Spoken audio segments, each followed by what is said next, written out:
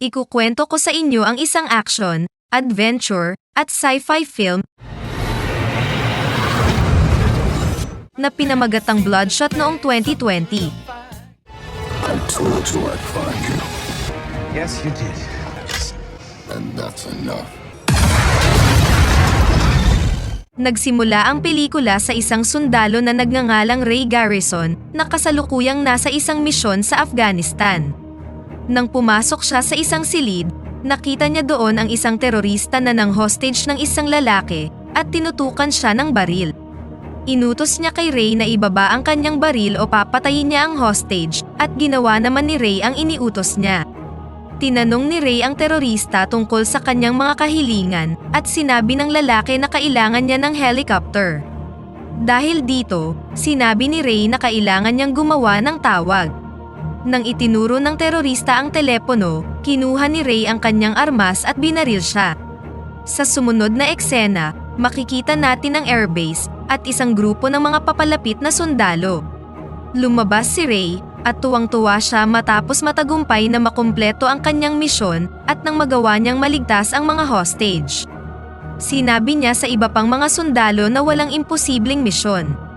Pagkatapos, tumakbo siya patungo sa kanyang asawa at niyakap siya ng mahigpit.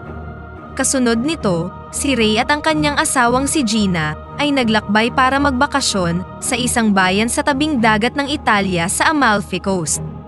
Sa kasamaang palad, dinukot sila doon ng isang grupo ng mga mersenaryo na pinamumunuan ni Martin Axe na tinanong si Ray kung paano nalaman ng US military ang tungkol sa mga bihag at ang kanilang lokasyon. Nang tumanggi si Ray na ibunyag ang kahit na ano sa kanya, sinabi ni Martin na alam niyang hindi basta-basta bubuksan ni Ray ang kanyang bibig. Pagkatapos, dinala nila ang kanyang asawa at nagbantang sasaktan siya kapag hindi siya nagsalita. Iginiit ni Ray na maaari niyang sabihin ang tungkol sa ibang mga bagay, ngunit hindi niya maaaring ibunyag kung ano ang gusto niya. Sinabi ni Ray sa kanyang asawa na magiging maayos ang lahat, ngunit kinontra ito ni Martin at sinabing walang magiging maayos. Ilang sandali pa, ipinagpatuloy ni Martin ang pagpatay kay Gina sa harap ng kanyang asawa. Nangako si Ray na maghihiganti siya. I will find you and end you. I promise you. At kalaunan ay pinatay din ni Martin si Ray. Sa sumunod na eksena, ipinakita sa atin ang walang natatandaang si Ray na nagising sa laboratorio ng Rising Spirit Technology o RST, isang kumpanya sa Kuala Lumpur na dalubhasa sa mga cybernetic enhancement para sa mga may kapansanang sundalo ng Amerika. Habang tinatanggal niya ang mga tubo at sinusubukang bumangon, nahulog siya sa higaan at isang magandang babae na nagngangalang Katie ang lumapit sa kanya. Sinabi ni Katie kay Ray na magiging mas mabuti na ang mga bagay-bagay ngayon. Pagkatapos nito, lumapit ang isang doktor na nagngangalang Harting at excited siyang makita si Ray na meron ng malay. Siya ang CEO at lead scientist ng RST. Sinabi niya kay Ray na siya ang kauna-unahang matagumpay na human subject ng Bloodshot program. Muli siyang nabuhay at gumaling sa pamamagitan ng pag-ineksyon ng experimental nanite technology na ngayon ay pinalitan na ang kanyang buong bloodstream. Sinabi niya kay Ray na idinonate ng US military ang kanyang katawan sa kanilang lab at kailangan nilang maglagay ng maraming pagsisikap upang matiyak na magising siya. Sinabi niya kay Ray na magiging kapaki-pakinabang sa US military ang programang ito dahil ginagawa rin nitong mas malakas ang mga individual. Nang hiniwan ni Harting ang kanyang palad, nakita ni Ray na muling gumaling ang kanyang kamay sa loob ng ilang segundo. Idinagdag pa ni Harting na kahit tamaan siya ngayon ng isang nakamamatay na tama ng bala, maaari pa rin siyang gumaling ng napakabilis. Tinanong sila ni Ray kung ito ay nasa kanyang dugo at kinumpirma naman ito sa kanya ni Katie. Idinagdag niya na wala siyang naaalala tungkol sa kanyang nakaraan dahil ito ay isang classified project. Pinaalam niya kay Ray na isa na lang siyang subject ngayon kung saan sila ang kanyang owner at gagawin niya ang lahat na iutos nila. Ikinwento ni Harting na dati siyang tennis player at kampiyon siya sa kanyang ginagawa, ngunit na-diagnose siyang may cancer noong 15 anyos pa lamang siya, dahilan para putulin ang isa sa kanyang mga kamay. Ipinakita ni Harding kay Ray ang kanyang bagong kamay at sinabing mas malakas na ito kaysa sa tunay niyang kamay. Ang bagong teknolohiyang ito ay nagpataas ng lakas ni Ray at pinagaling ang kanyang mga pinsala, ngunit kailangang regular na palitan at i-recharge ang mga nanite dahil kung hindi, muli siyang mamamatay. Ipinakilala si Ray sa iba pang mga pasyente ni Dr. Harding, kabilang ang dating US Army Ranger na si Marcus Tibbs, babaeng former US Navy diver na si Katie, at ex-Navy SEAL na si Jimmy Dalton. Sinabi niya kay Ray na mas malakas na ang lahat ng mga taong ito kaysa ng dati. Naputol ang dalawang paa ni Jimmy, kaya ngayon ay meron na siyang artipisyal na mga binti. Ang isa pa ay nawalan ng mata, kaya't naglagay sila ng mga artipisyal na kamera na konektado sa kanyang utak, kung saan makikita niya ang lahat. Sa sumunod na eksena, nagising si Ray ng may kakaibang lakas, kaya sinubukan niya ito sa pamamagitan ng pagsuntok sa isang haligi at nagsimula itong mag-crack. Paulit-ulit itong sinuntok ni Ray, at nagsimulang masira ang haligi, gayunpaman, hindi man lang nasaktan ang kanyang kamay. Kasunod nito, nakipag-hangout siya kay Katie, na nagkwento tungkol sa kanyang nakaraan at ang pananabik na makasamang muli ang mga normal na tao. Pagkatapos nito, uminom si Ray ng alak at nagsimulang magkaroon ng flashback. Labis siyang nababagabag dahil naaalala na niya ang lahat ngayon. Dahil dito, kinuha ni Ray ang kanyang bag at nagmamadaling nagmaneho palabas ng pasilidad. Nang makita ni Harding sa CCTV ang pag-alis niya, labis siyang nag-aalala at sinabihan ng kanyang mga tauhan na ikonekta siya kaagad kay Ray. Nang makakonekta na si Harding kay Ray, agad niya itong tinanong kung saan siya pupunta. Tinanong ni Ray si Harding kung paano sila nakakapag-usap ngayong wala namang telepono sa sasakyan. Ibinunyag ni Harding na naglagay sila ng mga wire sa kanyang utak at maaari silang makipag-usap sa kanya anumang oras. Inutusan niya si Ray na bumalik na kaagad sa pasilidad dahil bahagi na siya ng kanilang organisasyon at hindi siya pinapayagang umalis. Gayunpaman, pinaalam sa kanya ni Ray na alam na niya kung sino siya at kailangan niyang ipaghiganti ang pagkamatay ng kanyang asawa. Gamit ang mga nanites at RST server para i-hack ang mga database, nagawang mahanap ni Ray si Martin, ang lalaking pumatay sa kanyang asawa. Sa sumunod na eksena, makikita natin ang ilang mga sasakyan na magkakasabay na gumagalaw sa kalsada at nandun din si Martin. Nang dumaan ang mga sasakyan sa isang tunnel, nagsimulang mamatay ang mga ilaw at inutusan ni Martin ang kanyang mga tauhan na palabasin siya doon, ngunit biglang bumangga ang mga sasakyan sa isang truck. Hindi nagtagal, biglang lumitaw si Ray at nagsimulang magpaputok sa kanilang mga sasakyan.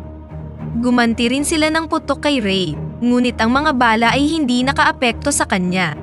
Nang magkasugat si Ray, bumabalik kaagad ang kanyang dugo sa kanyang katawan at nagiging kasing lakas siya gaya ng dati.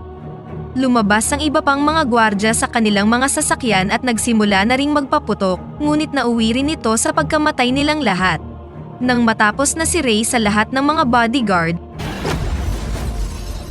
nilapitan niya ang sasakyan ni Martin at pinatay siya, dahilan para maipaghiganti na niya ang kanyang pinakamamahal na asawa. Pagkatapos nito, pumunta si Ray sa isang runway, kung saan si Katie, Jimmy at ang iba pang mga personnel mula sa RST ay naghihintay sa kanya. Lumapit si Ray kay Katie at sinabi sa kanyang matagumpay na niyang naipaghiganti ang kanyang asawa. Pagkatapos nito, dinala na nila si Ray sa pasilidad ng RST. Agad na dinala si Ray sa laboratorio, kung saan sinimulan siyang ayusin ni Harding. Pinatulog niya si Ray at nireboot ang kanyang mga nanites. Nireprogram na ngayon ang kanyang utak at naglagay sila ng mga bagong memorya sa kanya. Tutol si Katie sa paulit-ulit na pagmamanipula ni Harding sa mga alaala ni Ray, ngayong hahabulin na niya ang iba't ibang target nang walang pagtatanong o pagsisisi. Iginiit niya na inaalis ni Martin ang kanyang totoong buhay sa kanyang utak at ito ay hindi patas sa lahat. Lumalabas na si Harding ang nasa likod ng lahat at nireprogram niya ang utak ng mga tao upang makamit niya ang kanyang mga layunin gamit ang mga subject tulad ni Ray. Pinalitan ni Harding ang mga alaala ni Ray ng isang bagong senaryo kung paano namatay si Gina, at sa pagkakataong ito, ang kasamahan naman ni Martin na si Nick ang magiging salarin. Gusto niya ngayon na patayin ni Ray si Nick, ngunit kinundena ni Katie ang kanyang gawain, at sinabing isang sundalo si Ray at hindi ito nararapat sa kanya. Gayunpaman, sinabi sa kanya ni Harting na isang patay na sundalo na lang si Ray at wala nang iba. Hindi niya pinansin ang mga sinabi ni Katie at pinaalalahanan siya na maaari siyang patayin ng RST sa pamamagitan ng pag-deactivate ng kanyang enhancement. Kalaunan, nagising si Ray at muling walang maalala sa kahit na ano. Ipinakilala siya sa RST sa pangalawang pagkakataon at nakaranas ng mga flashback sa pagkidnap at pagpatay sa kanya at sa kanyang asawa na si Gina ng lalaking si Nick.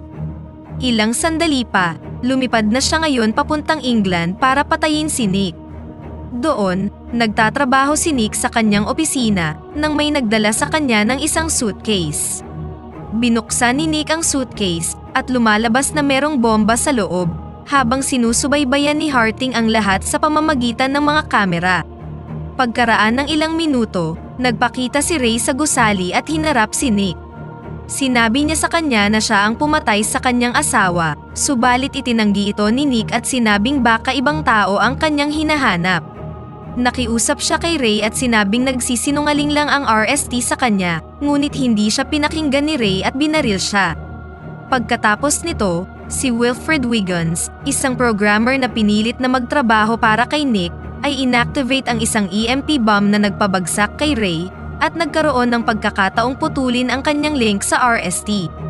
Pinapanood noon ni Harting ang lahat, ngunit ngayon ay hindi na niya ito magawa dahil wala ng signal. Samantala, nagising si Ray at inatake si Wilfred. Sinabi sa kanya ni Wilfred na dapat niya siyang ituring na isang kaibigan dahil siya ay nasa kanyang panig. Nagsimulang maguluhan si Ray, at sinabi kay Wilfred na pakiramdam niya ay patuloy na nagbabago ang pumatay sa kanyang asawa. Nakakaranas siya ng maraming magkakasalungat na alaala sa kung sino ang pumatay kay Gina. Pagkatapos, nagpatuloy siya sa pagbibigay ng sample ng kanyang dugo kay Wilfred. Tiningnan niyang mabuti ang kanyang dugo at ipinahayag ang kanyang pagkamangha sa nanite technology. Tinulungan siya ni Wilfred na ma-realize na minamanipula lang siya ng RST para patayin niya ang mga dating kasamahan ni Harting. Sa isang nakakagulat na twist, nagawang mahanap ni Ray ang kanyang asawa na si Gina. Hindi niya lang nalaman na buhay pa siya. Ngunit tapos na ang kanilang relasyon 5 taon na ang nakakaraan at nagsimula na rin siya ng bagong buhay at pamilya sa London. Ipinadala ni Harting si Katie para dispatchahin si Wilfred, ngunit pagkarating doon, humingi ng tulong si Katie kay Wilfred na palayain siya mula sa kontrol ng RST at tulungan siyang mapabagsak ang korporasyon. Kalaunan, bumalik na si Katie sa RST at sinabi kay Harting na nabigo siyang mahanap ang programmer. Samantala, nahuli ni Dalton at Tibbs si Ray at dinala siya pabalik sa laboratorio. Sa kabutihang palad, sinabotahe ni Katie at Wilfred ang proseso ng pag-reprogram at sinira ang mga RST computer. Kalaunan, nagising si Ray ngunit sinubukan siyang pigilan ni Dalton at Tibbs. Pagkatapos ng mahabang labanan, napatay niya silang dalawa, kasabay ng pag-collapse ng gusali ng RST. Hinarap ni Harting si Ray gamit ang isang grenade launcher, sa paniniwalang susuko na ang sundalo, ngayong pagod na ang kanyang mga nanites. Sa kanyang pagkabigla, handang mamatay si Ray upang makamit ang tagumpay, at inactivate ang isang granada na diniconstruct ng mga nanite na pumatay sa kanilang dalawa. Sa huling eksena, nagising si Ray na naaalala ang lahat sa kanyang nakaraan. Muli siyang binuhay ni Alfred, na in-update ang kanyang technology upang maging self-sufficient ang kanyang mga nanites. Sa huli, umalis na siya kasama si Katie upang maghanap ng bagong buhay, at dito na nagtatapos ang pelikula.